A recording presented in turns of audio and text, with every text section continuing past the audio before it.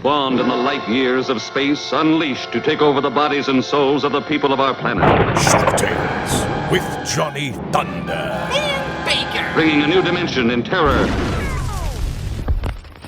Welcome into the last bar on the left. Step up to the bar and let us fill your mug to the brim with news and reviews of horror books, comics, TV shows, and movies. Hey, we'll also serve up a couple of shooters of some haunt and Halloween nonsense. Joining me in the back booth is the Lobo to my Dr. Vornoff. It's our master of ceremonies, Johnny Thunder. Yo, Baker. So, what exactly do I have the pleasure or displeasure of having your reacquaintance on the podcast scape exactly? Well, I just broke out of podcasting rehab. So just like with the crack, I've obviously relapsed. So yeah, I can tell. Yeah, you're back on your manic jag. So, it's Chris Baker's world. We just all live in it. You know why? You know the real reason that I returned to the last bar on the left? Let me guess. I'm going to make 3 guesses, and the first 2 don't count. Okay. You missed me. You really, really missed me. Oh, I'm sorry. What? Actually, the real reason is because I heard that your blowjob robots no longer murder. So I mean, how can I keep away? They don't. Well, this is part of the newly renovated Last Bar on the Left. We had John Taffer stop by. He did a bar rescue on us, and we have a little bit of a turnaround. So I think things are definitely looking up. Who's got a non-killer blowjob robot bar and has 2 thumbs? This guy. Hey, welcome back to the shit show. Should I get you a beer? Oh, there you go, man. You deserve this. Thank you. Thank you. Yes, yeah. I'm going to have that in about 7 during the course of this nonsense. Complete and utter nonsense. Prost. There you go, buddy. Cheers. Hold on a second. So good. Should I leave you 2 alone? Oh, yeah. Hey, by the way, before we get into all of our nonsensical buffoonery, not that we haven't already, should we tell everybody about our romantical Friday the 13th weekend? Romantical? Good Lord. I don't know if that's the exact term. So I don't know. I'm sitting at a bar on a Thursday, and all of a sudden I get this text out of the blue from this guy I haven't talked to in many a moon. And it's like, oh, there's Friday the 13th tour thing, blah, blah, blah. Do you want to go? And I was like, oh, yeah, I'll check it out later. And then like 2 seconds later, you're like, no, it's this weekend. I bought tickets. You're going. And I was like, oh, okay. And I was like, it was like a hostage situation. So I didn't really have a choice, did I? I guess not. You did seem very hesitant about the entire situation. I don't know why. I mean, you're such a charming friend who comes and goes at his own will and decides when he wants to be friends. Charming frenemy. Yeah, so how even did you find, and maybe explain to everybody what it even is. I don't even remember the name. Okay, so it's Crystal Lake Tours. You can go to crystallaketours.com. I had just gone through and downloaded the 4-pack bundle of the first 4 Friday the 13th. So I had just gone through them all, and I started looking at, I was watching some videos, and they had some filming locations, and then I stumbled across this guy who did the tour a year or 2 ago. I think they've been doing them for about 3 or 4 years now.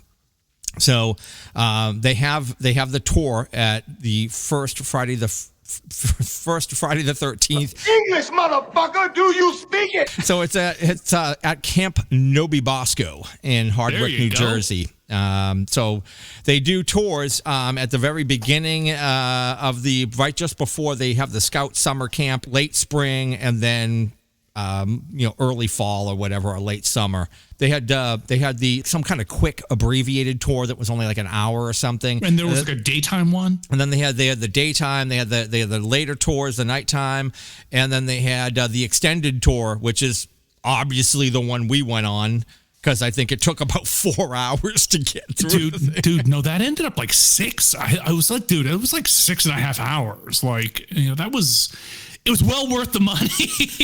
They were like $180 per ticket, which I was like, I don't even give a shit. It was It was a blast. I really did have a great time there, though it did run a bit long. I mean, you definitely, if you go to the extended tour, you do get your money's worth. They give you like the water bottle and a couple other knickknacks and shit. The lanyard, the camp stamp. The camp stamp. Remember, it was like a transferable tattoo. Hey, I got a laugh from the crowd with my joke. Yeah, you did, man. I can see why you work Q line. Exactly. I was completely delightful. Quite at that the point. Yeah, no, they were giving out the little like prizes, and it was like, oh, it's a little tattoo, and I was like, and somebody said, oh, it's a tramp stamp. I'm like, no, buddy, it's a camp stamp. And you got uproarious laughter.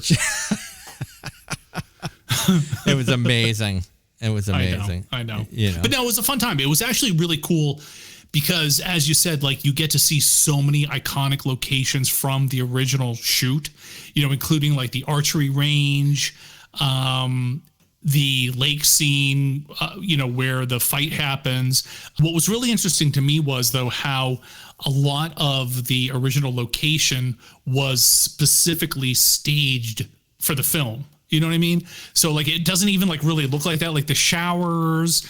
And I think like the main kind of like camping area or the main cabin where they're like, you know, they're playing guitar, they're playing like strip Monopoly or whatever they're playing. And like the kitchen's not even a kitchen. It's like a storage area. Yeah. It was cool. Yeah. They built that little storage room that she hides in that was right off the kitchen. Right. They just kind of built that as like a little shanty they stuck on the side of the building.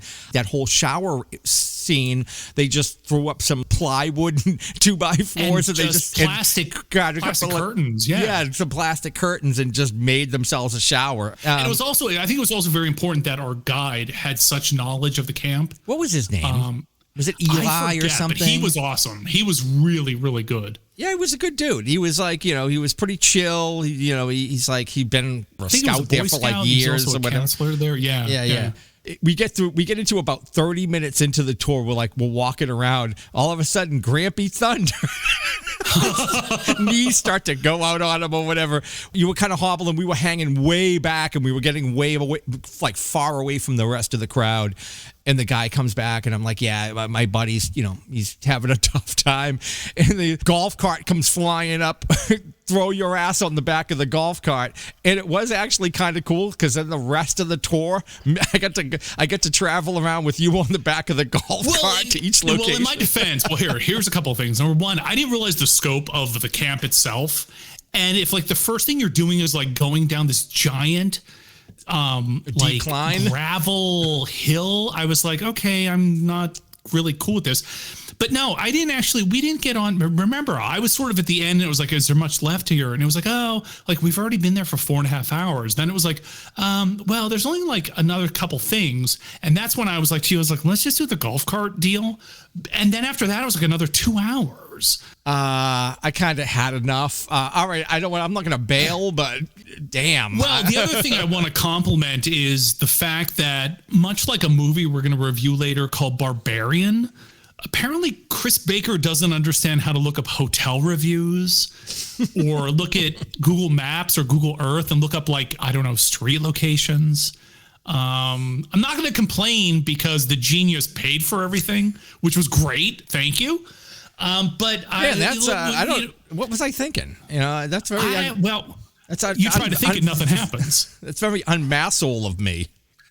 No, it was completely in line with everything I've ever known about you. That's why I'm always like, let me get the rooms at Transworld. Let me get the flights. Let me get everything situated. No, it was fun when we came back. I think it was like 12:30, 12:45, and there were like children playing in the courtyard, and there's like there were drug deals going on in the parking lot, and there was like a wedding. Wasn't like a wedding going on? It was crazy. I don't know if it was a wedding or one of those like those Spanish coming out parties. You know what I'm talking about? Like they do for like girls who are like 15 or something. I have no idea. A cotillion or something. Yeah. I don't know, man. You were like, oh yeah, I read the reviews. I'm like, well, why didn't you tell me? I guess I did already. I had that's the room. I was like, my wife was like, oh my God, where is he staying? And she was like, oh no, that's one of the first ones I scrolled right past. I guess that's why the rate. I guess that's why the rate. Any insect bites. I didn't get bed bugs. I wasn't attacked by rats, so that was good. Although when I did wake up, my ass kind of hurt. It was a little strange. I'm not sure why that was. But, it's funny, too, because the next morning... Other things you ate during the evening, but... the edibles. The next morning... I caught you at like 7 a.m. trying to sneak out the door like a walk of shame. And I'm like, wait a minute. I thought we were going to breakfast. Yeah. Well, I also thought that the restaurant was open and the bar was open, so I didn't bring enough beer to deal with you that evening. Definitely. I know you didn't. I'm sorry. No, I did. I only brought a little bit because they said there's a restaurant, there's a bar. I'm like, all right, well, I'll just go get hammered at the bar. And it's like, well, the restaurant's closed, the bar's closed. But you genius, you decide when I get there, I was like, you're standing there like in your like t-shirt towel and like flip-flops. You're like, oh yeah, I just took a swim. And I was like, what? And you were like, oh yeah. Then there was like this family jumped in. They were eating French fries in the pool. And I'm like, they had a whole lunch. What is going on unpacking here? like Tupperware containers and shit. I'm like, you're having a full like dinner down here by the poolside. Whatever, man. It was a total class. So how is the skin infection, by the way? Is that cleared up? Not quite, but I keep seeing my dermatologist. He said this, he doesn't really know what it is. It's something funky that they haven't determined exactly what it is yet, but to be determined. So, are you getting ready for Halloween as part of your manic craziness right now? I know you, as you said, I'm either balls deep or I'm out. Right. my manic mood swings. People are like, yeah, what are you doing? And I'm like, it depends on the week. It depends on the day. I don't know. The bug bit me, should I say, a couple of weeks back. At the hotel. I don't know what it was. I was starting to fuck around, and then that's when I started up the Shocktails group on Facebook. And then, because I was just like, I kind of want to start talking to Halloween-y fucking people, some of the old peeps, and kind of reached out, and that went to... hey, maybe I could do a show. I totally suckered you right. I'm sorry. Yeah, no, I was just sort of like, I actually texted you. I was like, did you get hacked? I was like, what is this exactly? I'm not sure what's happening here. The funny thing is, the other day, I was thinking the same thing about you. I was like, did Johnny Thunder's account get hacked? He's posting nice comments about all these Halloween friends that he's glad to be around, and he sends me this awesome T-shirt in the mail the other day, and I'm like, by the way, thank you. It? Oh yeah, thanks for the shirt, man. This is awesome. Yeah. Cool. Yeah, no, Felix the Flam, who did the Scully design for Honkcast. And the also designed the hand holding the martini for Shocktails. Awesome. I didn't know he did shirts. Because I don't know if you saw, I got that awesome vampire shirt that he just did too. So that's why I saw that one. And it reminded me of because your son, it does the whole art and skateboarding stuff. Mm-hmm. And I also thought the skull that you got is sort of like this rad cousin of Scully. He's sort of like this, like Poochie. Remember the Simpsons episode where they decide they have to try to attract hip teens, and it's like Poochie. So I thought that was the Scully version of Poochie. Yeah, he's got neon colors and other shit. It's pretty bold. Yeah. I like it, man. Yeah. Thank you. See, that's what I was thinking. I'm like, has your whole mind been hacked? I don't understand what's going on. Despite what everybody says, I'm actually a really good guy. For real. That's yet to be proven. But anyway. Guilty. Yeah, guilty. Guilty as charged. Oh, so yeah, the Village Mire starting to come to life. It's slithering out of the slime right now. So we've got the Halloween tree up, and I got Sam out, and I'm going to just start doing. I'm doing the slow roll. I'm going to start putting one, maybe two things out each day, and then by next weekend this upcoming weekend I'll go full bore and I'll get the whole cemetery out and all that shit. Nice. And week after I'll have everything lit and everything will pretty much everything will be out within under 2 weeks. So nice. Yeah. So it's good. It's getting things back out there again. And I finished my my Dragonfly. Yeah. What was the inspiration for that? I wasn't going to do any new builds this year. I was like, just patch some things up. I'll fix up a couple of animatronics I haven't used in a few years. And maybe that will be about it. Build like one scarecrow thing for that throne. I built like a throne out of my whole picnic table and just chopped it up. Right. I was like, I'll put the guy there and that will be my distraction. And I'll come jumping out from the side when they're going to get candy from that thing. I'll put a bowl of candy in his lap or something. But then I don't know what it was. I was like, I started thinking about, well, maybe I should look at doing something. And then I thought about a fly. I'm like, let me look for a giant fly prop. And then a dragonfly popped up and I was like, oh shit, there I go. Right. Oh no, him off on a tangent building a dragonfly prop. Luckily I got that thing done in about 3 weeks. So that one, I think I only started that at the beginning of September. So it took me about 3 weeks to crank out. That's less time than your last girlfriend. Oh, you're too quick-witted for him. You're good at repartee. All right, so now before we get into the baits, you just actually were shooting a music video, were you not? Yeah. Tell us a little bit about that, buddy. Which it was awesome. Like it was something that I'd never done because I thought about this, like you just said. I've done the news a bunch of times. I've done print. I've done magazines. I've done obviously like websites. I've done commercials, but I've never done a band video. So I saw that Ronan James, who is the head of Astro Monster Records and also Horror Punks USA, along with Steph Infection, put out a call for some zombie extras for the band Dicky Devil and the Deviants. And I was like, well, you know what? I have my zombie costume from that commercial we did a few years ago.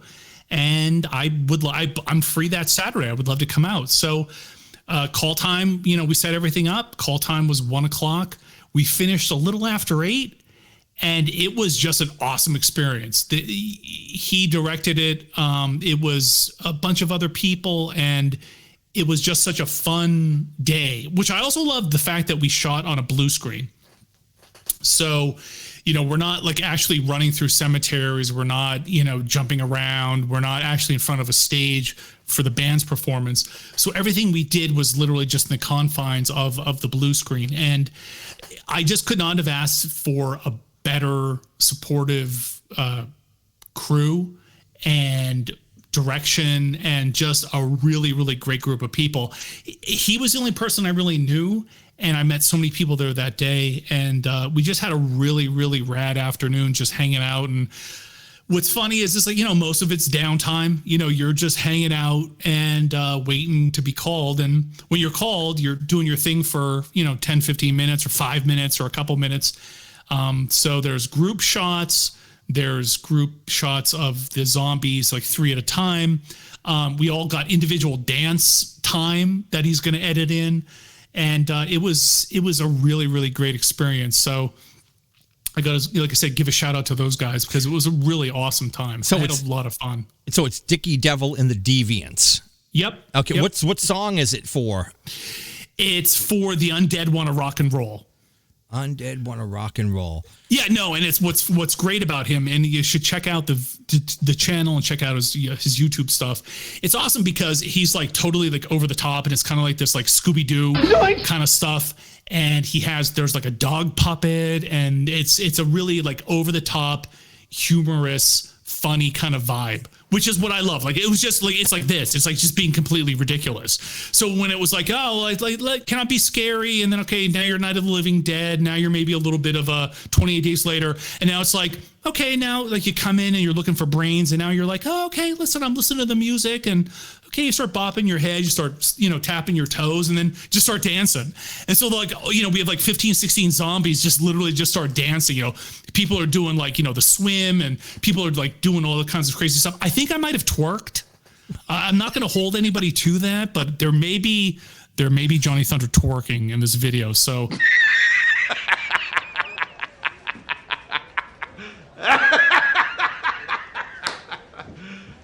You serious? It's definitely going to be NC-17 for everybody. You might go blind. You might go mad. You might lose all sense of control of your bowels once you see me dancing. But it was a blast. It was really, really a blast. So basically, you're going to be like the new Tawny Katane. You're going to be like rolling like a White Snake video. You're going to be rolling around in a thong on top of Dickie Devil's car hood. There would be nothing better than me in a red wig in a bikini rolling around the hood of a hearse. That would be probably the most horrific film in the history of film. It would definitely be banned. Yeah, the video's going to be out sometime in October. So once it's up, I'll definitely post the link. But like I said, I have a bunch of pictures up that he's been putting out the past couple of days on Facebook. I saw a couple of pics. It looks like you were having a good old time, Bubba. It was a great time. Speaking of Bubba, you after about like a 2-year hiatus, you're back at the Bates Motel and Haunted Hayride. Yes, yeah. Apparently they're taking me back. So much to the chagrin of people and children everywhere. Which is a surprise every year that they keep taking me back. Yeah, I'm always surprised that anybody wants me to do anything. I mean, well, they had a 2-year sorbet, so they kind of like washed that out of their mouth. That I think they might have forgot who I was. I think that's part of the problem. I think I just signed up. They're like, oh yeah, we need a body out there on Saturday nights. So yeah, I haven't been there the past couple of years. Obviously, with everything that happened, there were some different changes in terms of the lines and the way that the courtyard was configured. So. Life again, like I always say to you, it's always like, are you coming back next year? Are you doing this? And I'm always like, I'll just see where life is, Yeah, I'm pretty excited to be back. So it's going to be a fun time just to be out there, mixing it up, having some fun, and just getting back into the spirit. It's also, I also did a shoot there a couple of weeks ago with the Bates. I think I told you about that, didn't I? What was that for? Well, they built a new Western haunted saloon kind of scene out in the hayride. So that's maybe an exclusive I shouldn't be revealing, but I am. So there's a whole new scene out in the hayride. And during the past couple of years, the hayride was a walkthrough, but this year the hayride is back. So you get on the wagon, you're going to go out through everything on a tractor as you usually did, because it started off as the Bates Haunted Hayride. So there's this whole new scene where there's literally a saloon, and there's these 2 giant windows in addition to live actors outside. But when you drive by, there's going to be a video loop of what we shot. And it's awesome because it was set up as it's a saloon. It's kind of a saloon thing where there's a sheriff and there's a bartender and there's a bunch of cowboys and there's some women working and there's a waitress. And it devolves into the card game devolves into a bar fight, devolves into a shootout, and I was one of the background cowboys, which again I've never done. So it was awesome just to be a part of that shoot, and I had a blast. It was so much fun. So I'm like you had said, it's just you get into the spirit, and I've just been really, really looking forward to it. So yeah, you said you also caught the Halloween herpes. So yeah, I said to you, like, through my, you've been texting, and I'm like, good Lord, a little stalkerish, I know. Yeah, the herpes from the Jason tour didn't get me, but finally did through the phone. So ew, gross. Drink up, buddy. Drink up. Hold on. Yeah, I know. That's what I'm like. I'm trying. Hold on. Let me. My mouth is getting a little dry too.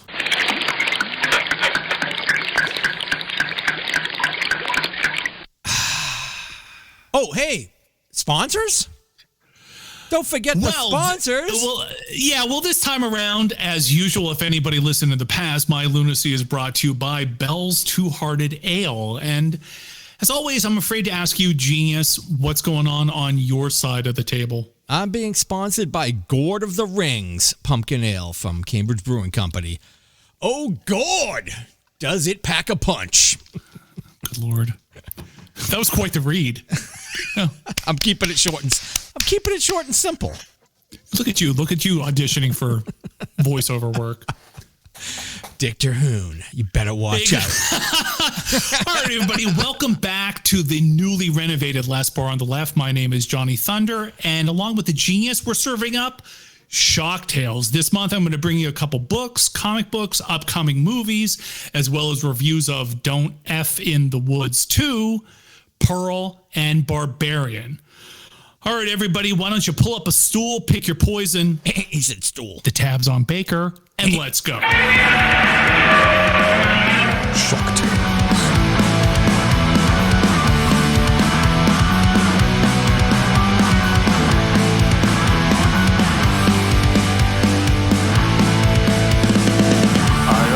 Wondered what it was that made you so sad.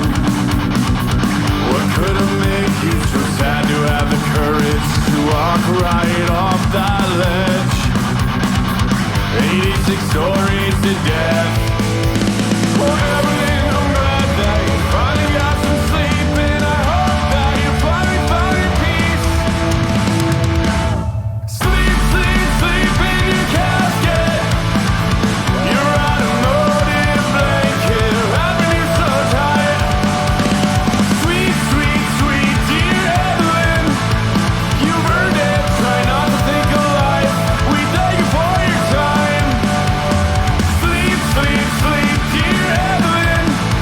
I hope you found your peace, and I thank you for such a nice open casket.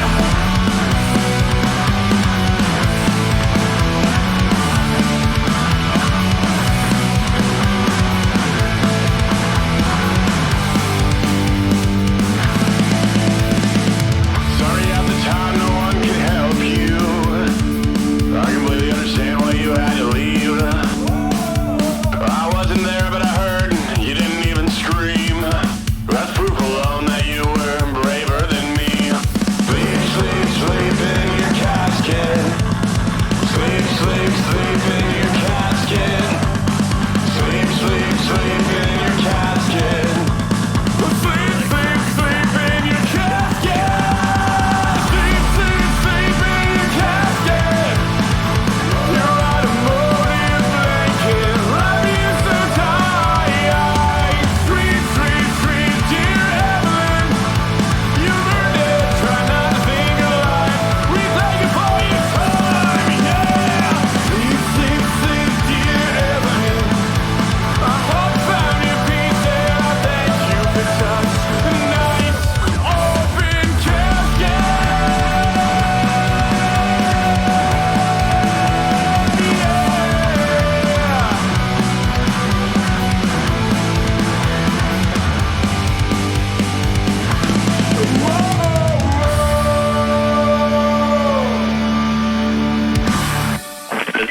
Bound in human flesh and inked in blood. Putrid print. First up, a book I just read, Gothic, an illustrated history by Professor Roger Luckhurst, coming at 288 pages, a little over $28. The word Gothic conjures associations with the dark and melancholy, the weird and the feared. I think those are our nicknames, aren't they? And haunted places and people. In Gothic, the author looks at the ways the uncanny style has manifested itself through architecture, literature, film, art, video games, and more. Chris, the Our ever favorite. popular And more. My favorite is the and more. less. Oh, I'm From sorry. all sorts of works, going from Victor Hugo through ancient folklore, classic horror movies, this book explores how an aesthetic that began in the margins has been reinvented through the centuries to become part of the mainstream global culture. This is a nice big coffee table kind of book with tons and tons of your favorite, Chris, illustrations. Not much in the way of writing, but it's a beautiful book, and it's divided into different sections about, you know, location and different types of architecture, and really gives you an overview, like a high level overview. You could explore it more later, but it's a really, really nice book to kind of delve into, like what the word Gothic even means. Because we say it so often, you know, you go, oh, that's Gothic architecture, or, oh, that person's goth. Leave me alone, you conformist bag of demon jizz! But it really, really explores what it means in terms of history and in terms of architecture and pop culture. So if you can borrow it from a library, I would say go for it. If not, like I said, it's on Amazon for a little over $28. Lots of pictures. Me like pictures. Yes, exactly. I know reading is your kryptonite. So As always, I've always suggested different magazines and comic books. Right now, Chris and I know we always talk about Shudder is out, which is a great black and white comic anthology. They also have Vampirus Carmilla that just came out too. Those are quarterly black and white magazines, which are the old school kind of Warren kind of stuff. But a guy who's doing some really, really rad stuff right now is The Art of Skinner. And he has this magazine out that's called Skin Crawl by The Art of Skinner. And they're up to issue number 2 right now. He's done a Kickstarter for the past couple issues. And it is just really, really rad. It's beautiful. If you don't know his art, definitely go look him up. He does great, great stuff. It's this psychedelic, bizarre, kind of just insane, over the top art. Yeah, it kind of it reminds me. It gives me a little flavor of like Ratfink or something. It's something like just really bizarre and like super bold and colorful. And like it just pops right off the page. It's so cool. Yeah, and I think he's done the same thing. He's done I think decks for skateboards. He's done album covers for different metal bands and so forth, which is really cool about this. Again, like most other anthology comics and the old creepy and eerie and I said, Shudder and Vampirus Carmilla. It's hosted by Rotten Raleigh, which is this hand. It's this like ugly, deformed, horrible hand that is the narrator for all your tales. So it's a really great comic, much in the tradition, like I said, of Warren. It's this second issue is going to be 96 pages. And if you go, I think the Kickstarter's already closed, but usually afterwards there are some issues still for sale. So you can get like the full color, you can get black and white and so forth, but I would definitely check him out. He just does some really, really rad stuff. Another book that just came out from Dark Horse last week, I think, was called Shock Top. What? Shock Shop. Easy for me to say. It's from Cullen Bunn, who does some great work, Danny Luckert, and Leah Lalise. And this is, again, it's another one of these kind of anthology books with a host, Deza Madonia. So there's a couple tales, I think, in this first issue that are going to continue into the second issue. The first one's called Familiars, and it's about a divorced dad who rents a house, and he's trying to rebuild his life with his kids. And once they come, he's kind of in the vibe, like, oh, my haunted house is so cool. And his little kid's like, oh, okay. And then they kind of like buy into it. But there's like this stinger at the end that kind of gives this like sinister overtone to the whole thing. So I'm really curious to see where that goes. And then the second story is called Something in the Woods in the Dark. And it's about a husband and wife who look like they're really on the border of a divorce, but they decide that they and some friends are going to go camping. And when they go out there, they realize that there's something kind of scary going on in the woods. So again, it ends on a cliffhanger. Is it the husband? Is it the wife? Is it a friend? Is it just some monster out there? Who knows?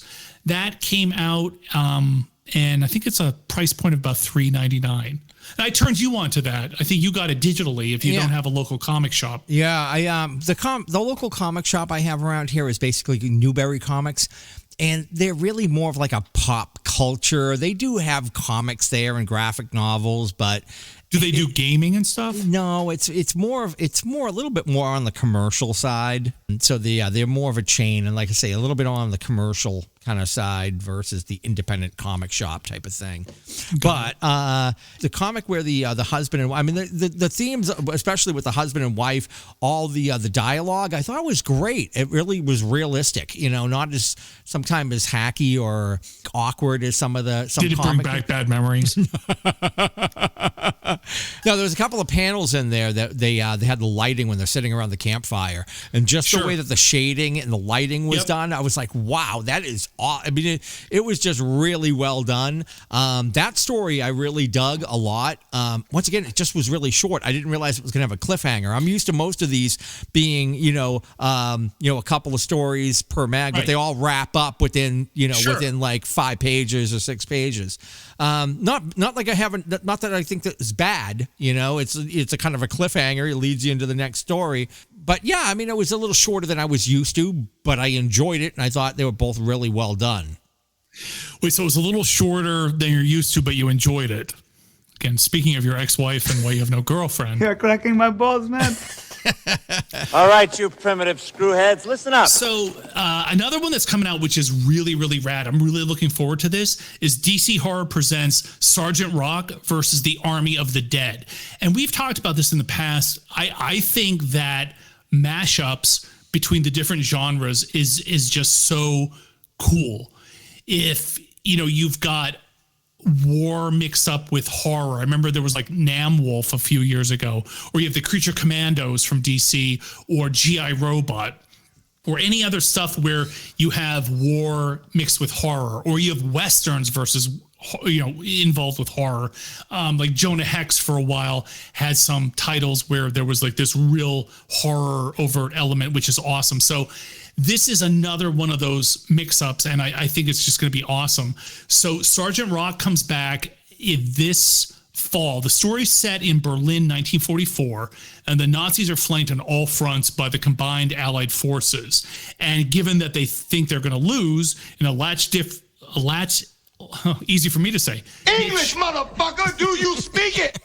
In a last-ditch effort to turn the tide of war, Hitler and his team of evil scientists create a serum that resurrects their dead soldiers, creating an army of the dead even stronger than they were in life. Now, what I think is really, really cool about this is it's written by Bruce Campbell. Groovy. Bruce Campbell from Evil Dead, which I think is just really, really exciting. And Eduardo Rizzo from 100 Bullets is doing the art. So I think this is just going to be a lot of fun. Like I said, there's nothing better than killing Nazi zombies, right? I mean, this is just so fun, and it's just so nice that it's out for Halloween. I'm really, really looking forward to this. I am too. It's going to be 6 issues. Yeah, 6 issues, and I think that's perfect. Couple of things I'm really into. I'm a big World War II buff. I love, I watch Band of Brothers like a couple of times a year. Okay. So having like Easy Company plus with a horror slant with the Nazi undead coming back to life to fight Easy Company. That's balls to the wall. I love that. It's going to be badass. Absolutely. And one other thing I just saw, and again, this isn't, exhaustive. There's a lot of other stuff out there right now, but I just want to highlight something else coming out for Halloween on October 19th from Marvel is Crypt of Shadows. It's a one-shot, which is going to be just awesome. It's their Halloween Spooktacular, and it's featuring a lot of their kind of like 70s kind of horror characters, which again, Marvel superhero and Marvel 70s horror were just the absolute pinnacle of awesomeness because they're just so crazy and just so much fun. The one shot's going to have adventure starring Moon Knight, Wolverine, Elsa Bloodstone, Man-Thing, Werewolf by Night, and they're going to see the return of the daughter of Blade, whose name is Bloodline. So I'm really, really looking forward to this. Like I said, Marvel 70s stuff, and I have a bunch of the collections. They did Tomb of Dracula, they did Frankenstein, they did Werewolf by Night, they did The Living Mummy, they did iZombie, and they did Son of Satan. There was always this like tinge of that, even that creeped over into the superhero stuff. I mean, like Defenders just turned into this, kind of real horror group. Why the Defenders I loved in the 70s and the 80s because they always they were fighting like the six-fingered hand, and they were always involved in all this like craziness with Doctor Strange, and they had Gargoyle, and they had Nighthawk, and just this really bizarre vibe. So it's nice that they're bringing back a lot of these kind of, I don't want to call them fringe characters, but they're superheroes and mainstream characters that kind of live in the Crypt of Shadows. Do you like how I did that? Yeah. Oh man, you are a talent. No wonder you would think that I'm on some sort of podcast that 7 people are listening to. But anyway, hey, by the way, yes? Because you've been talking about the Marvel horror 70s stuff for years, I finally got a really good deal on eBay, and I grabbed the Marvel Horrors Omnibus. So that should be coming in like a week or two. I can't wait to dive into that thing. Awesome. Yeah, I have a lot of the individual ones. So, they just did such great stuff, especially Tomb of Dracula. I mean, that was just so classic. I mean, it's just really, really great. you know, even like I said, even like Spider-Man had, you know, Man-Wolf, you know, it's J. Jonah Jameson's son who, you know, went to the moon and came back and became like, you know, a monster. So once the Comics Code restrictions kind of eased, they especially really delved into the world of horror and monsters. And it was just a fun time. Man-Thing's also one of my favorite characters ever. So great stuff. Shocktails.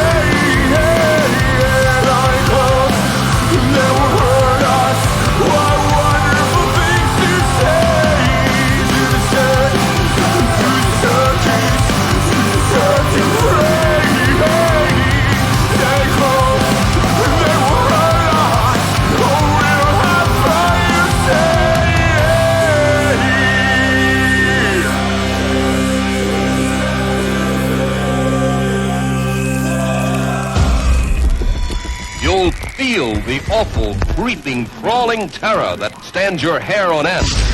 A true classic of stark terror. The Silver Scream. In CinemaScope and color. All right, my brother. Like there's like a plethora of great, or I don't know, I can't say great horror movies, but there's a plethora of horror. there's a lot of stuff coming out to be seen, right? There's a lot of stuff that's coming out. What in particular are you excited about seeing? Well, I mean, that's tough because like you just said, you know, there's so much stuff coming out. I don't know. I mean, obviously, I think something that's at the top of every fan's head right now is The Munsters. Rob Zombie, the director of House of a Thousand Corpses, Halloween, and the Devil's Rejects brings you the greatest love story ever told. Oh, I don't like the sound of that. Think of it.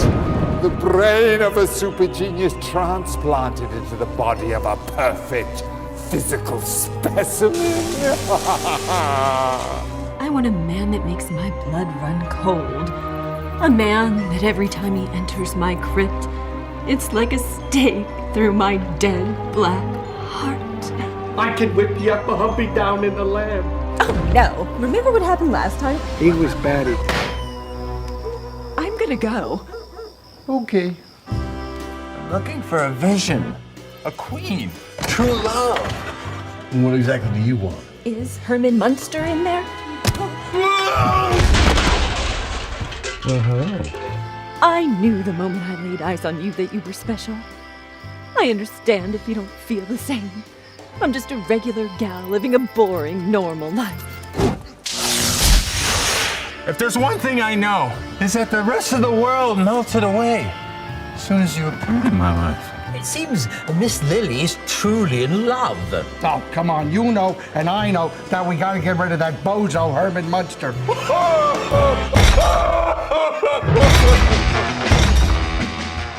By Rob Zombie that's coming out September 27th.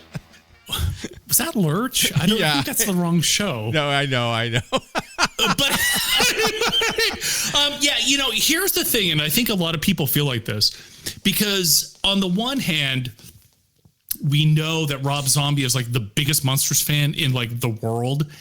And if there's anybody that would be able to know what to do with this franchise, you would think it would be him. Simultaneously, there's people that say, when you look at this and you look at, again, the fact that his wife is playing Lily Munster and it's a prequel, and everybody kind of assumed it was going to be a theatrical release, but now it's, you know, direct to streaming, and it's like, oh, okay, you know. And a lot of people have issues with the color and the saturation and the goofiness. You know, here's what I have to say. The original Monsters was completely over the top spoof goofiness. But I think part of the magic of that is, of course, the cast. You know, you have Fred Gwynne, you have Al Lewis, who had worked together previously on Car 54. And it was just, along with Yvonne DiCarlo, it was literally just like, it was lightning in a bottle. Yeah, it was magic. You know, because the chemistry was so good, you know, and they rose above the material, frankly, you know what I mean? Because it was goofy. It was over the top. It was redonkulous. Yeah, that's a lot of bad puns, but they made them work. Yeah. Absolutely. And because they were such good actors, and because they had that relationship and they could bounce off of each other, you know, any subsequent remake since then, I think, has always failed. So it's almost like you're doomed if you try, you know. But again, Hollywood, as we've talked about since we first started doing these things, always has just been cannibalizing itself, trying to capitalize. So, you know, I'm going to check it out. And I know it actually just leaked. And I think there's like, you know, torrents out there where you can see it for free. I'm going to check it out. I'm hoping for the best. But at the same time, I recognize, despite the fact that the cast, I think, you know, is probably going to do the best that they can, and they're doing everything well, and his vibe may in fact be on point. I just think that we all have this expectation of Fred Gwynne, Al Lewis, and, you know, Yvonne DiCarlo, and those are the monsters in our minds. So I think any remake is going to be, I don't want to say unnecessarily compared, but by the same token, you're going to be compared to the original. And it's kind of one of those things where I might just leave it go. You know what I mean? Yeah, I mean, look, I want to give it a shot. Actually, if there's a YouTube channel, the Monsters YouTube channel, which plays shorts, you know, they give you about like a 10-minute clip, and they're great. You can just kind of pop it on in the morning and watch a couple of quick clips from the different shows. And classic, iconic. I used to watch it like every morning. They used to have it on, I think it was on Channel 38 back in the day, and you get up in the morning before you get to school and try to watch the Monsters before you had to run out and grab the bus. But I'll give it a shot. You know, like, I'm not going to try to shit on it. I don't know. I'm not optimistic about it, but I'll try to give it a fair shake. September 30th has a bunch of releases coming out. Hocus Pocus 2 is going to be released, I think, to Disney Plus. I mean, that's been years in the making. And again, it's even, I don't want to say bizarre this being made all these years later, because we see so many things now that are, being sequeled or, having remakes and everything else. Again, there's just this regurgitation by Hollywood. And at this point, they know that people our age have the money, and we have the kids that we're going to turn on to this kind of stuff. So, I know people are excited about Hocus Pocus 2. I know there's the Spirit Halloween movie coming out. And again, I think that's like, a bunch of kids decide to like sleep over in a Halloween spirit store and just see what happens. And I'm like, okay, cool. I'll check it out. But I don't know that I have high expectations. There's a weird movie. I actually saw the trailer for this one in the theater. It was called Smile. What is it you like to talk about? My patient. Hi. I know you're nervous. I just want to have a chat. I'm seeing something no one else can see except for me. It's smiling at me. Oh my God!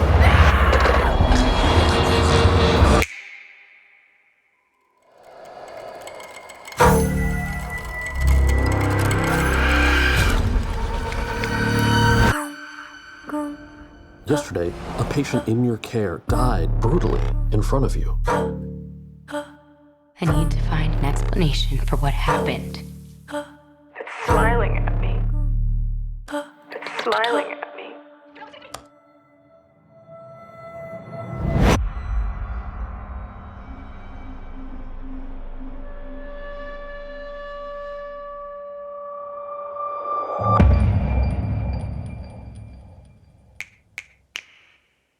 You're going to die! You're going to die! You're going to die! You're going to die! I found 20 cases involving 19 victims with a direct line linking them all together. You said only 19. Why is it that everybody else who's seen it is dead and you're alive?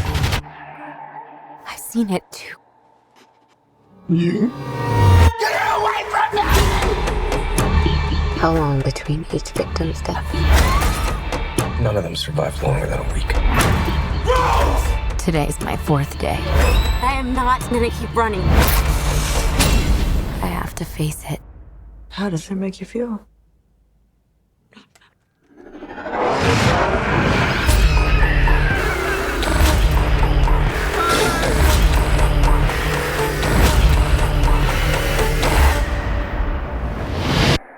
I'm just really scared that something bad is going to happen.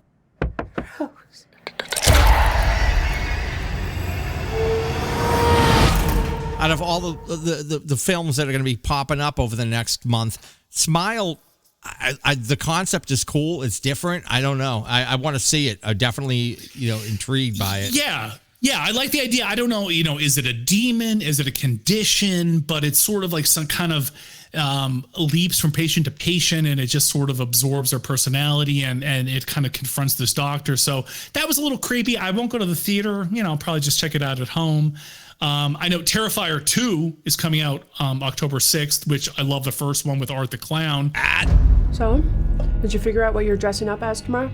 He wants to dress up as a real guy who murdered 9 people last year. Oh, you're not doing that. It's just a costume.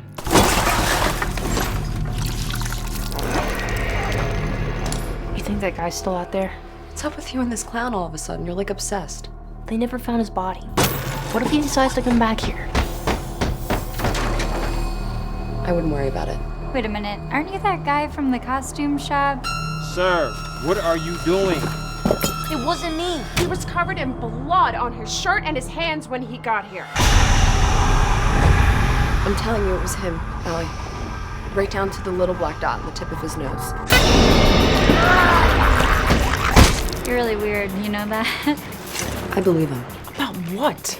Something really bad's gonna happen tonight. No, I know when Jonathan's lying, okay? I could hear it in his voice. Something's wrong. Look, we're gonna have fun. Stress-free environment. Yep. Speaking of surprises, kids, we have a very special guest with us today. All the way from Miles County, please welcome Art the Clown.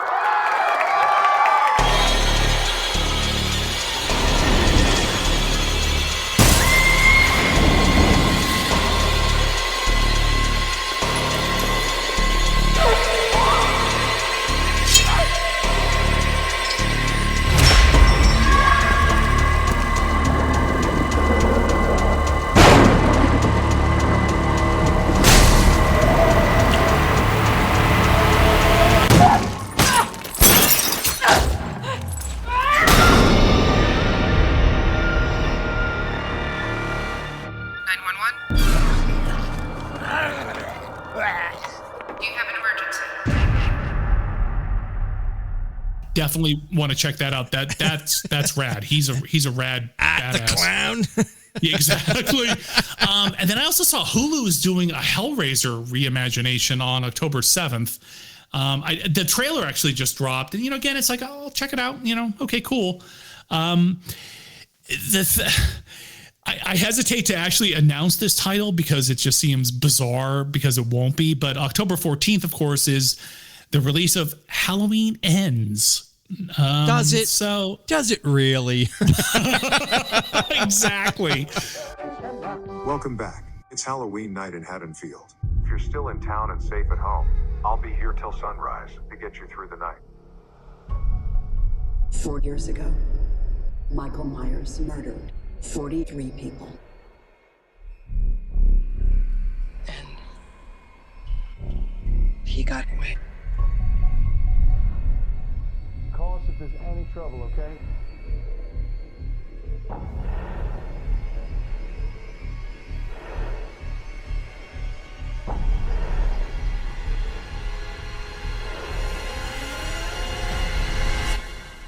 Are you okay?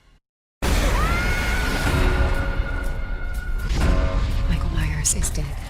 Somebody's baby boy. What was he looking for?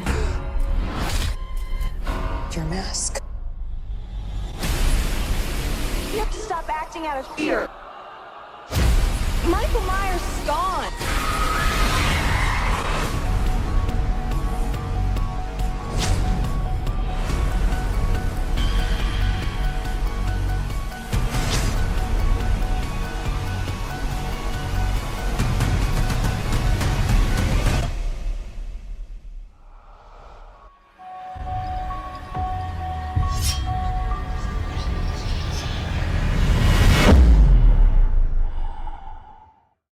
Afraid of you.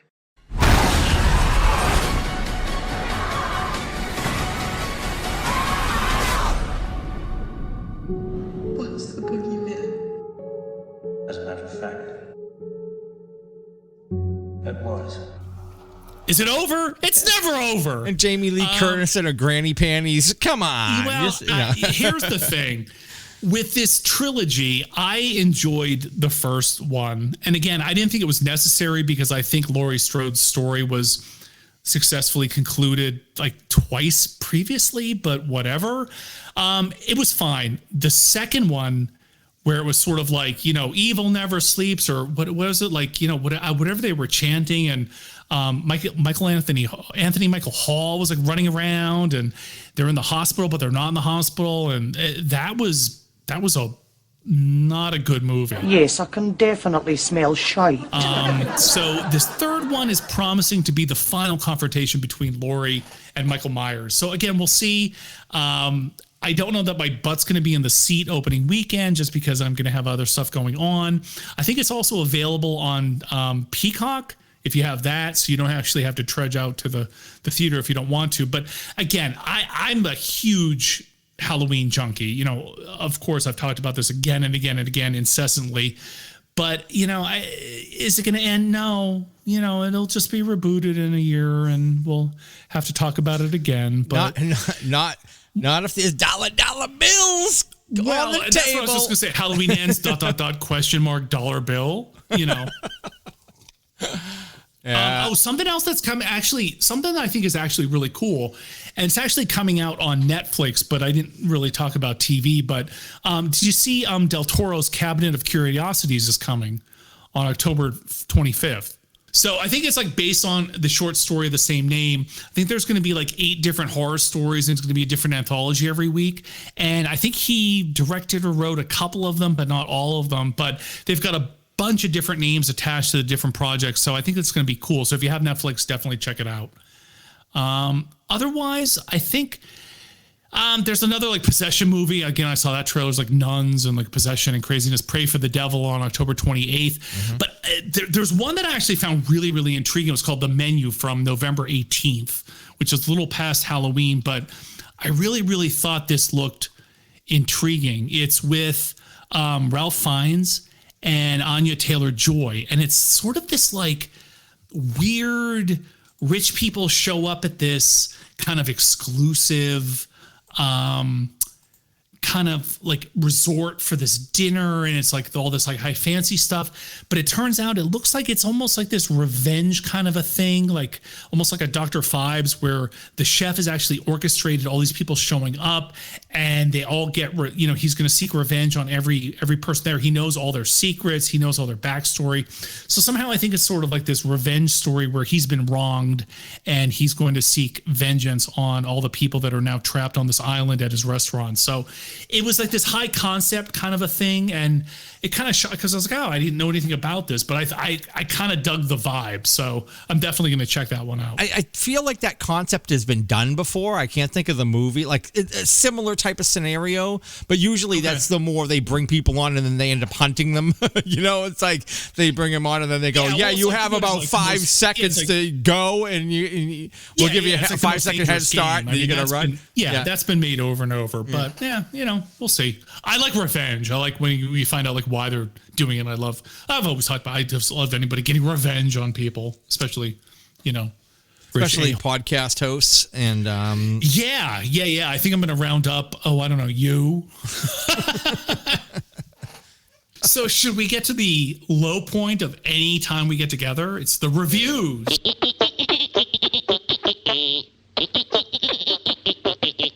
The low note, I thought it was the high note.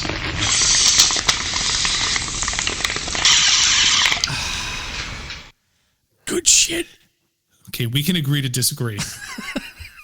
So, the first movie that we caught, and I got a screener of it, is Don't F in the Woods 2. My friends, we have arrived. Perfect setting for several days of food, booze, and debauchery.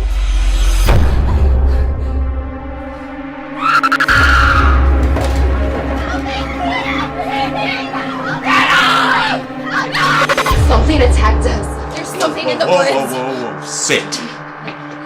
What kind of something? I don't know. Some animal? A monster? What the hell are you talking about? What monster? Will?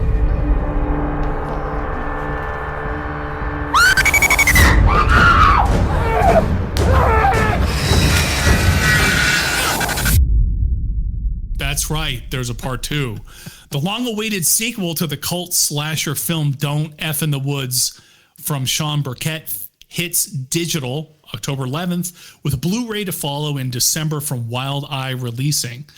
Following the arrival of a mysterious woman, a group of camp counselors who are partying before the summer ends must face off against parasitic monsters that are attracted to sexual activity. Now, luckily, Chris, for you, if this happened in real life, they would not come anywhere near your house. God. Well, anyway, if you've seen the first movie, Don't F in the Woods, and obviously there's a full word that goes in there. It was, the first film, very low budget. I think it comes in about an hour. And it's about these like group of kids that go out in the woods and they're, getting nude, and there's boobs and there's sex and there's drugs and drinking and craziness and rock and roll. And, I am shocked. Well, not that shocked. And, and there's like this like kind of like this like vine pumpkin head monster that attacks everybody, and it kind of ends. So this one picks up exactly where the first one ends.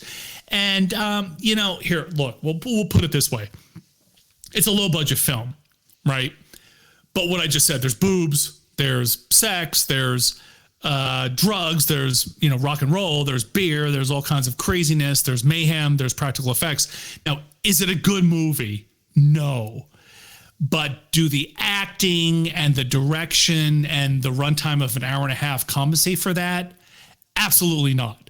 However, there are some fun things in there. Like I said, there are some practical effects. Like the last 15, 20 minutes aren't bad. There's like chainsaws. There's like big buckets of blood being thrown into people's faces. And in this one, it reminded me of Night of the Creeps or Slugs, where like the monster from the first one kind of dies, and it's like babies that are born, or kind of these like, ugly like slug things, like I said in Night of the Creeps, where they jump in your mouth and make you go crazy and kill everybody. So this one, I think it's about an hour and a half. I would say if you reduce this down by like 25 minutes, a half hour, make it an hour, or make it even like a short and kind of like, tighten it up.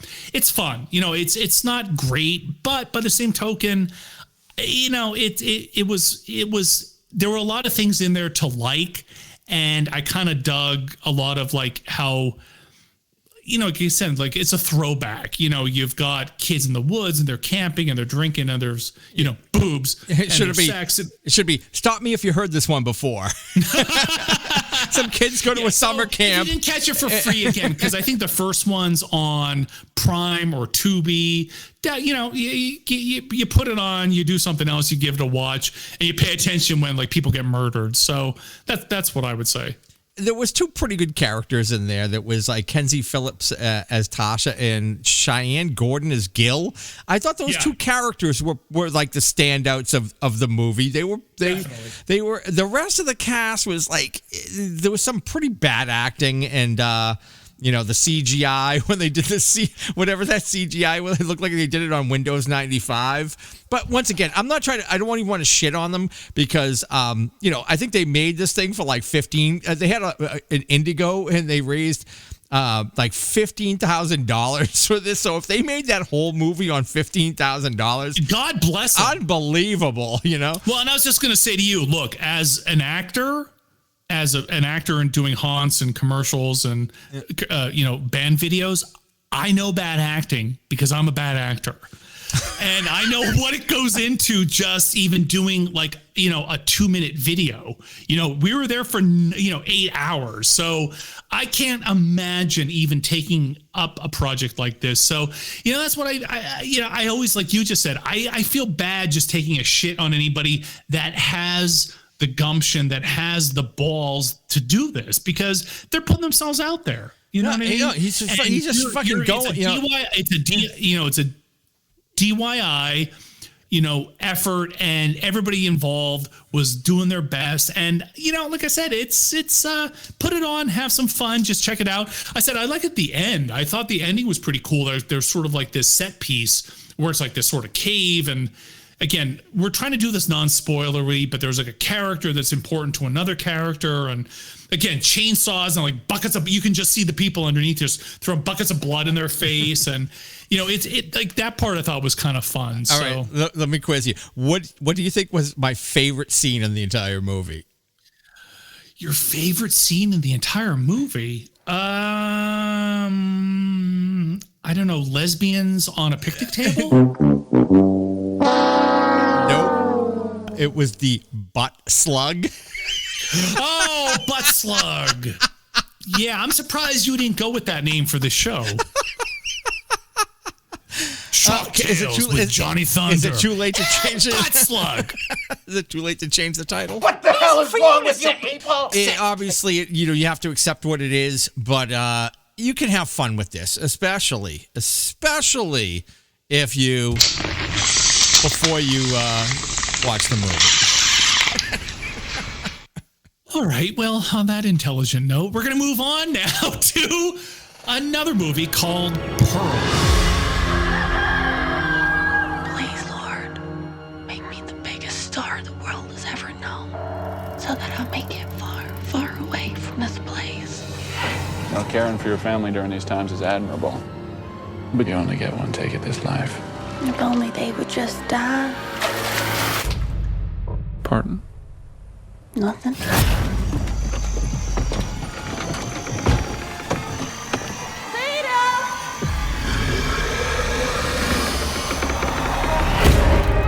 I want to be special, dancing up on the screen like the pretty girls in the pictures. I will not let you leave this farm again.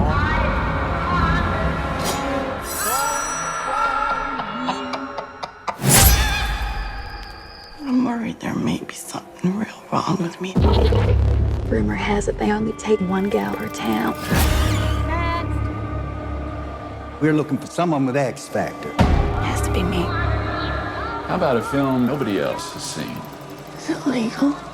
Will be eventually.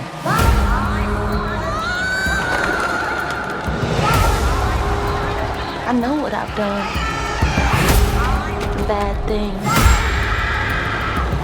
Terrible, awful, murderous things. I want to be loved from as many people as possible. But truth is, I'm not really a good person.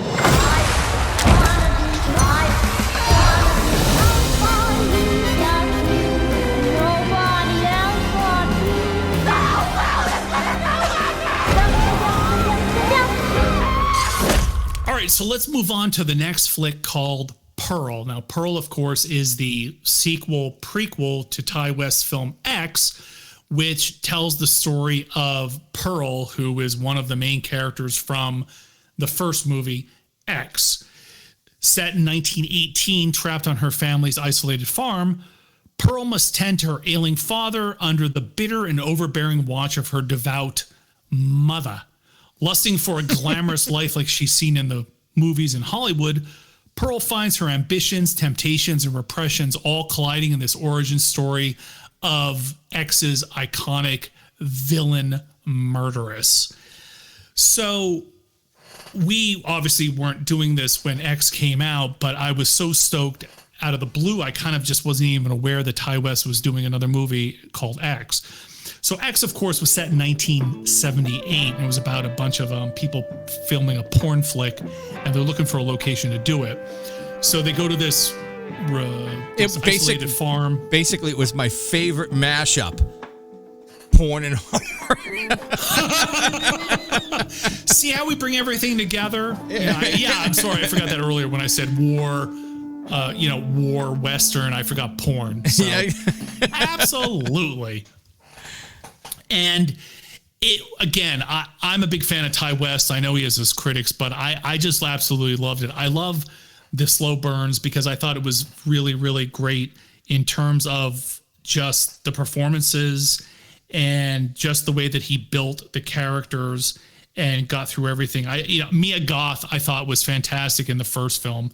And here she also plays Pearl. Again, I think we're going to try to avoid kind of a spoilery thing, but yeah, try not to. What I really like you had one aesthetic. It was like sort of the burned out 70s Texas Chainsaw Massacre meets Eaten Alive vibe from X.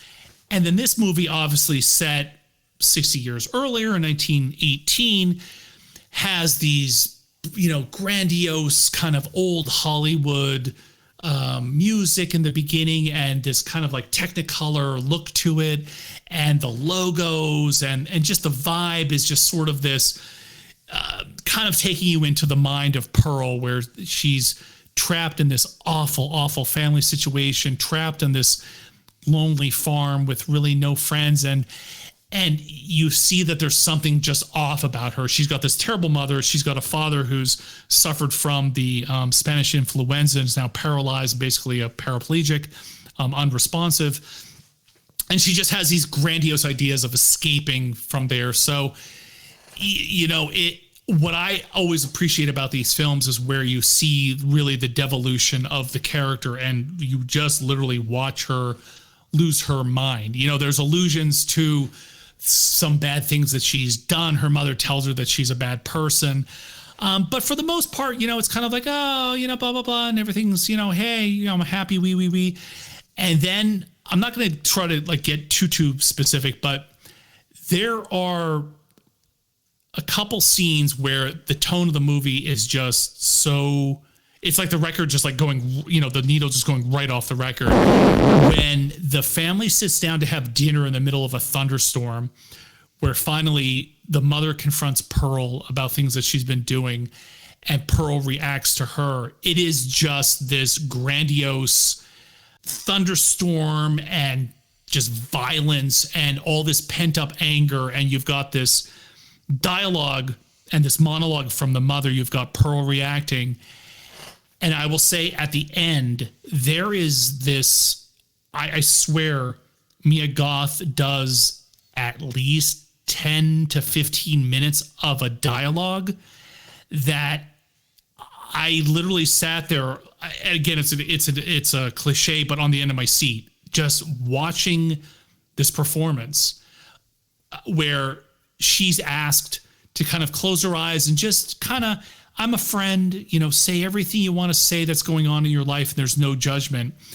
And she unloads and she just gives what I think is one of the best performances I've seen all year, regardless of a horror movie, but just in terms of actress. It's Academy Award winning. No, though they won't give it to her, but I guarantee she co-wrote the script with Ty West, and it was watching it. You just sit there, and you're more and more. You just feel for this character, and that's what's interesting about this too. She's very sympathetic, and at the same time, you're like, oh dear God, she's completely out of her mind. Again, I don't want to give away too much, but I don't even know that I've explained the plot properly. But if you've seen X, you know that this is the story about how Pearl in the first film came to be in her background. Now, there's not as much gore, there's not as much craziness, say, as X, and X didn't even have that much over-the-top nonsense, but it did have some stuff. But here, it's a little quieter, but it's still visceral, and it's definitely creepy. So if you like Ty West, and I know people take a shit on him, if you liked X, I definitely would check out Pearl. But I think what was really, really cool was just reported this week is the fact that Ty West is making the third movie, which is going to be called Maxine. And so it's Maxxine, and it's going to follow Mia Goth's character from X, but now set in 1985. So then it's her making her way after the ending of X through Hollywood, which again, I think is going to end up in the world of film, but in the margins, and where you end up in this dark world of pornography. And what I loved is there were parallels between Pearl and X. You had the ideas of youth, and you had the idea of beauty and film and this Hollywood glamour and pornography. And it really, what I want to do now is watch Pearl and then go back and watch X, because I'm sure there's a lot of stuff that we missed in X that we didn't pick up on. But I definitely recommend it. Like I said, just for Goth's performance. I mean, she really, really carries the film. Like I said, those two scenes, especially the dinner scene and that monologue at the end, outstanding. It was outstanding. Yeah, absolutely. I really loved it. One thing I was thinking about is like the commentary. You have this girl, she watches motion pictures, and she wants to escape, and all she wants to do is be a star. Right. And all I was thinking about, how it relates to the modern world, content creators, Instagram models, podcasters. Oh my God. YouTube. And they are the fucking worst. For their 7 listeners. They are the worst. But yeah, absolutely. And that's what's interesting about this. I mean, you could even make one now about Maxine's granddaughter or something, right? And like you had just said, it would be, I'm on YouTube, I'm on Snapchat, I'm on, TikTok, and my TikTok videos aren't racking up there. And it's like I said, I really, really dug the fact that her performance in this is so sad. And especially when she's like, is there something wrong with me? Like, what's wrong with me? Because her mother knows, again, and again, not giving it away, but she obviously has exhibited characteristics of being a serial killer in the past. And it's ugh. Like I said, I just the price of the ticket for that monologue at the end, I thought was just well worth it. Yeah, if you haven't seen it, just go see it. Absolutely. All right. Well, I wet my whistle. Whoa, watch it, pervert. And no, that's not being cute for something weird. Hey, now. Chris, you can talk about Barbarian, set it up, and then I'll just chime in. Oh, no. Don't. See, I love when I actually do something that you're not expecting, because that's the best part. Don't do that. So you don't want, you want me to just do it? I always told you that is always the worst thing to do, is to throw it off. Yeah, I know. And that's why I want to do it, because I want to end it in a traditional, terrible way. Jesus. All right. All right. So this girl Tess shows up at an Airbnb to discover that it's been double booked. Keith, who is already there, invites her to stay the night until they can kind of sort things out with the owner. The suspense starts to build as you kind of don't know if you can trust Keith. So there things that go a little bit on edge. Some freaky shit happens that night, and then the next day. That's the best spoiler free. I'm trying to be as spoiler free. And then crazy shit happens for 2 hours. Yeah, exactly. Then the next day, so Tess has a job interview. When she returns back to the house, Keith is not there. She ends up going down into the classic horror trope, venturing down into the basement, and right. But I don't know how far we want to get into all that. Yeah. Okay. So anyway, so some stuff happens. She gets freaked out, tells Keith that she's worried about being there and whatnot. Keith goes down into the cellar to investigate. All kinds of shenanigans happen, and then the movie takes off. The needle goes right off the record, and we switch narratives. Yeah. So it was a wild ride. I thoroughly enjoyed this movie. It's not perfect, but I thought it was a very solid, rock solid movie. So we get to a certain point in the movie, and she goes to find Keith or whatever. I don't want to once again give away too much. I thought the movie was over. I was like, oh shit, we're only like 45 or 50 minutes into the movie. The thing's over. Fuck, what the fuck is going on? Now we've got Justin Long's character AJ, who shows up as like the classic TV producer douchebag type of guy. Well, is it bad to admit he kind of reminded me of somebody that I know, a podcaster that you're too quick-witted for him. You're good at repartee. What? Takes one to know one, I guess, right? Who could you be talking about? I don't know. Anyway, I don't know where else we can go with this without giving away too much and keeping it spoiler free. Well, here's what I'll say about it. I went into this I knew nothing about it. So I enjoyed the fact that I walked into this. I didn't watch the trailer. I didn't read any, reviews. I didn't even look it up. I was just like, I'll just go, whatever. Same here. Because Baker hoodwinked me into doing this ridiculous show. So I show up and I'm sitting there. I'm like, oh, okay. So to your point, again, it starts off. Here's the other thing. I would also kind of subtitle this. It's Barbarian, AKA One Bad Decision After Another. So here's where I'll say, look, overall, I liked it. So I'm not going to take a complete shit on it. But here's my thing. What I just said to you earlier, remember when I said you booked this hotel for this Friday the 13th, tour thing? So there's this young woman who apparently lives not anywhere near downtown Detroit because her interview is in Detroit. She books this Airbnb. Now, the first thing I would do is go to Google Maps. When you go to Google Maps, you go to Street View, you would see that it's one renovated home literally in the middle of 25 miles of burned out horror houses. Okay, ding, red flag number one.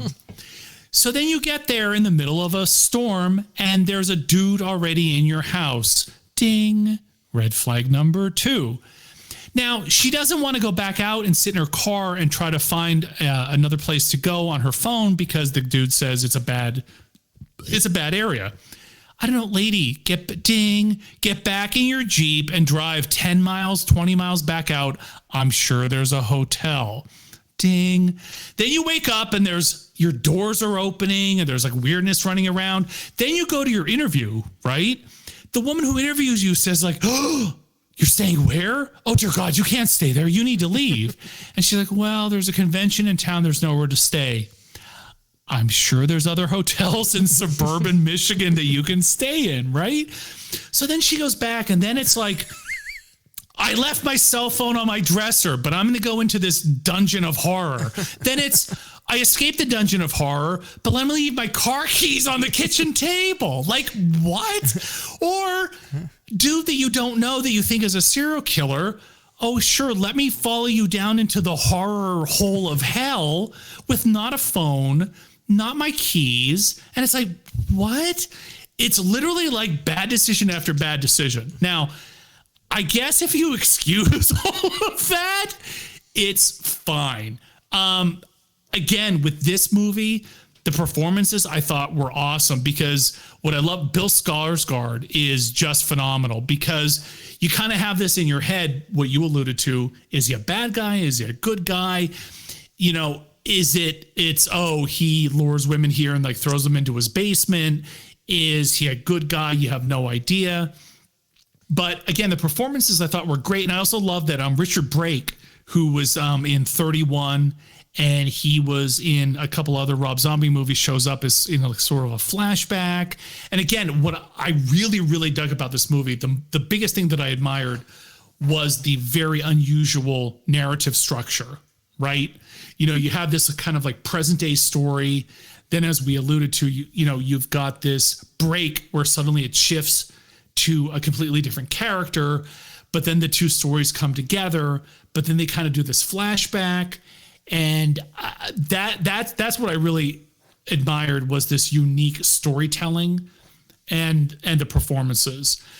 Now, I will say, I guess, I don't know, is it too spoiler to say, yes, there's like a quote unquote monster in this, which was freaky. So to your point, Chris, it's a wild ride.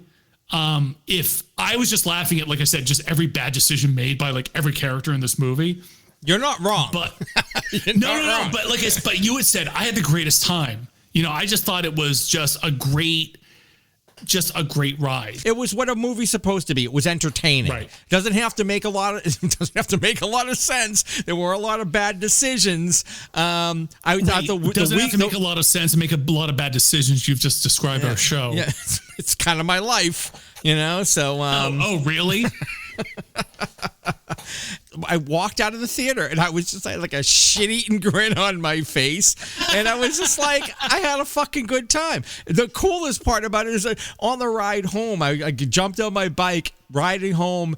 There's a full moon out and it was a harvest moon. Shocktails.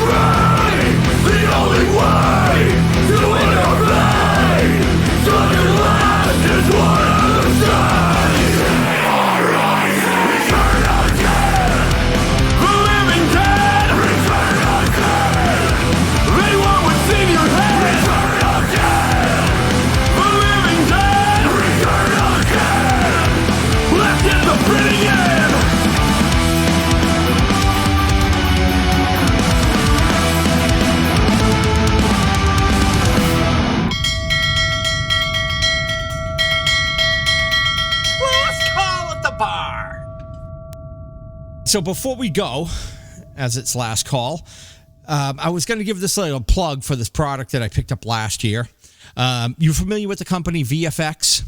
They do the VFX creates, and they do like pump, what do you call them? The puppets, as we always call playing with our puppets. The puppets. They actually do the puppets. They do like the zombie puppets, and they do the boxes where shit pops out of the box and stuff. Like, it's funny because Warren. I think it's actually I think they have trademarked "shit pops out of the box." I think that's actually the actual product name. You got to get your hands on one of those. They're flying off the shelves. The shit pops out of the box. Along with your vajankles. You and your vajankles. My vajankles, my Merkin collection. We got it all, man. We got it all. What in God's holy name are you blathering about? So you would a number of years ago got me into. You said like, oh yeah, you can't just be sitting behind the curtain pushing buttons. You got to get out there. You got to start scaring. You got to start doing the scare acting. And so after that, I actually did get out, and I was doing like the walkthrough and all that. But I didn't like having to like scream all night because I'd always be more of a creature than like being like a character. You mean running a creep shtick. Or a stalker, something like that. Some kind of stalker. I think I've read your criminal record. I think that's what it says. I do have to go around the neighborhood and knock on doors and tell people I'm on the registry or whatever. No candy at this house. So anyway, so not only was I blowing my voice out because I was like, rah! I'm like, oh, I just sound like shit. I gotta get like a real sound effect. So I had a bunch of those CDs from Poison Props that had some really great like creature sound effects and shit. So I had bought this thing from Fright Props. I forget what it was called. It was like the micro screen box, but I would always have problems with it. The thing wouldn't fire right, or it would misfire. And I was like, oh man, you micro scream like your micro penis. So Thank you. So I'll be here all week. Just tip your waitress and try the chicken. Try the chicken. There you go. You got to get rid of that chicken. We got to build it up. So it's been here for 2.5 years. So it's got maggots on it. Got to go. It's got to go. So I ended up using that for a couple of years and was constantly having problems. I bought another one thinking, oh, maybe this one just kind of worn out or whatever the hell it is, and that one didn't work well. So I had my eye on this one for VFX, and that was a little bit more expensive, actually a lot more expensive. But I was like, you know what? Once again, I've got one night a year, I got 3 hours, and I need the thing to fucking work. I needed to work and work right. So what did you get? So I ended up buying the Puppet Master sound system that they have, right? It's actually called Puppet Master? It's called the Puppet Master sound system. So it's like a 4x4 2. I'm not shitting you. It's a 4x4 2-inch box, right? Wait, is it like Halloween-y Puppet Master? Or no, it's just called the Puppet Master. Okay. This is the greatest thing ever, by the way. This thing is unbelievably awesome. I highly recommend this thing. So they have it for sound effects for the zombies and other puppets that they do. But I use it just as the character. I loaded up about. So you finally have character. Not really, but I try. I loaded up a couple of different. You can load up about 4 different sound effects in it. One, you could, I think, on 1 or 2 of the tracks, you can have it loop. So let's say if you had like a breathing, like a character that was like or grunting or groaning, you could have that, and it would just loop over and over again. So you don't have to. Well, that was like Oscar award-winning performance there. That breathing, dude, I'm freaking amazing.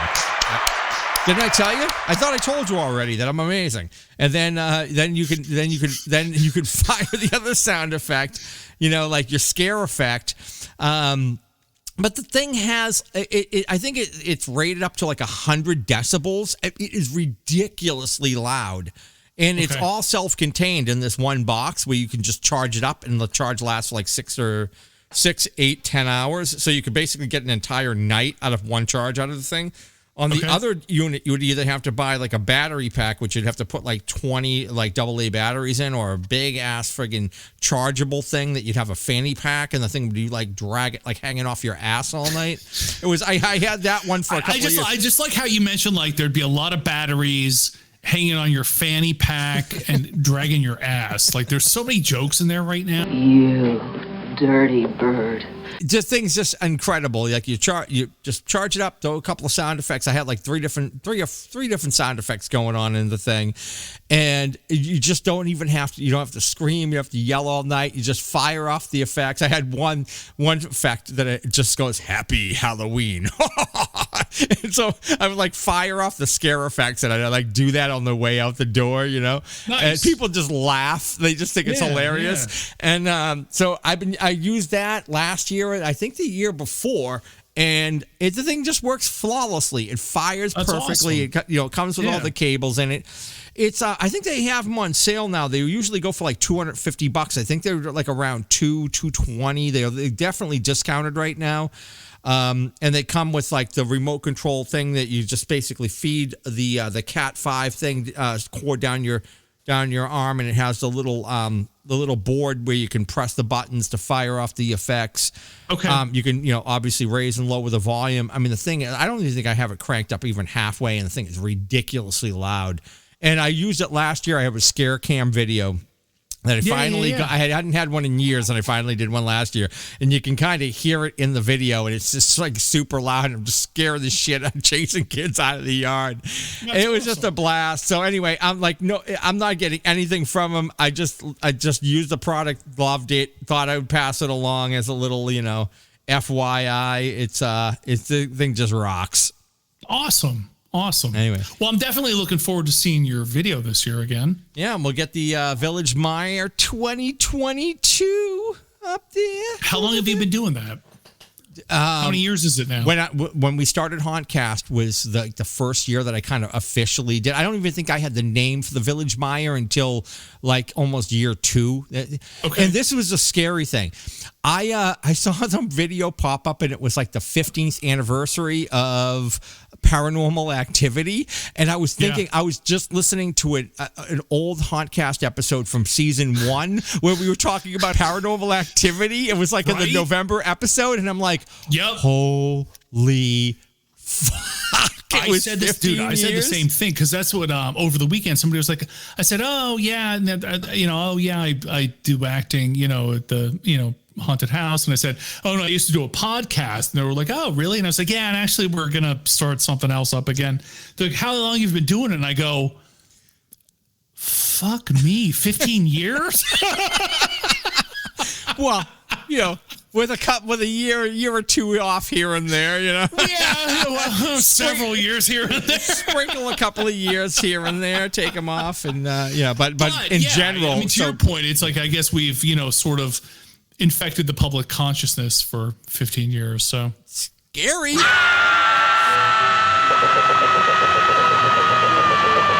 But hey, it was good talking to you. Pleasure's all on this side of the table. I was going to say the pleasure's all on your side of the table, genius. Definitely. Hey, so what are we? Okay, so this is what I was thinking, and I know that's a scary thing. Wait, you're actually thinking? Is there smoke? Is that the smoke I smell? Every time I think, I weaken the nation. So what I was thinking about, obviously, between your schedule and working at the Bates, you're going to be very busy. I'm going to be very busy with my yard haunt, hitting a couple of pro haunts. I got an Iron Maiden concert to hit in October. So we won't be doing anything in October, but we will be back in early November with another episode. Wait, what? Yeah, I'm sorry. I'm just telling you now. I'm not telling the listeners. I'm telling you. Oh dear God. Oh wait, we're not on the. We're off the air, right? We're not recording this. I have to wash my hair in November.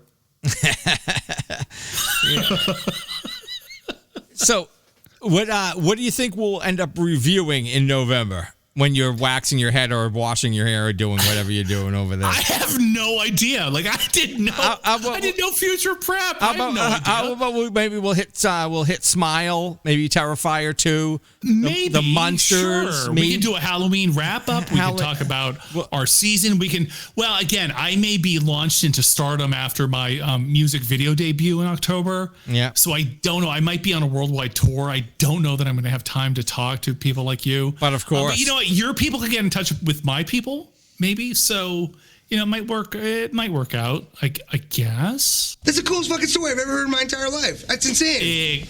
Can I hear it again? Exactly. Do you have time? Yeah. He's a big fan. He's a big fan of all of us. I know. All right, well, genius. It was, again, nice talking to you. Nice having a couple beers with you. And, Happy Halloween. And if you haven't done so, make sure you like, comment, subscribe, and share to all your friends. But most importantly, to your enemies, because they deserve it, those sons of bitches. All right, everybody, thank you again for joining me and the genius here in the last bar on the left. I want to give a huge scream out to my friends in Evelyn's Casket. I really appreciate you letting us spin some tunes this month. If you haven't checked them out, go to Facebook, go to Bandcamp, and go to Instagram. Definitely check out Evelyn's Casket. So, hey, genius, happy Halloween. Happy Halloween. All right, everybody, as always, thank you for listening. This is Johnny Thunder with the genius. All right, happy Halloween and GFY. Ladies and gentlemen, due to circumstances beyond our control, we are unable to continue the broadcast. But I can't leave them, I can't. Yes, go. You live. I'm going now. Heaven help you.